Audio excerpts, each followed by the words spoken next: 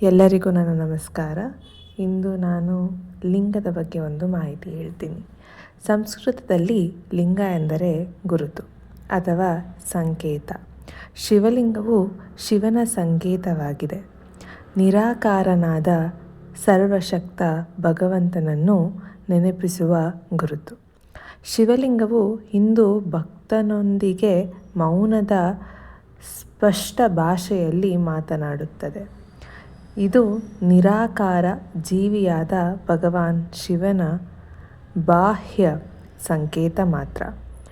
ಅವನು ನಿಮ್ಮ ಹೃದಯದ ಕೋಣೆಗಳಲ್ಲಿ ಕುಳಿತಿರುವ ಅವಿನಾಶಿ ಆತ್ಮ. ಅವನು ನಿಮ್ಮ ಆಂತರಿಕ ವ್ಯಕ್ತಿ, ನಿಮ್ಮ ಅಂತರಂಗ ಅಥವಾ ಆತ್ಮ.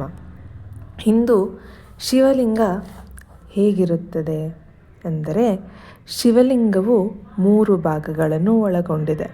ಇವುಗಳಲ್ಲಿ ಅತ್ಯಂತ ಕೆಳಗಿನ ಭಾಗವನ್ನು ಬ್ರಹ್ಮ ಭಾಗವೆಂದು, ಮಧ್ಯದ ಭಾಗವನ್ನು ವಿಷ್ಣು ಭಾಗವೆಂದು ಮತ್ತು ಮೇಲ್ ಭಾಗವನ್ನು ಶಿವನ ಭಾಗವೆಂದು ಕರೆಯಲಾಗುತ್ತದೆ.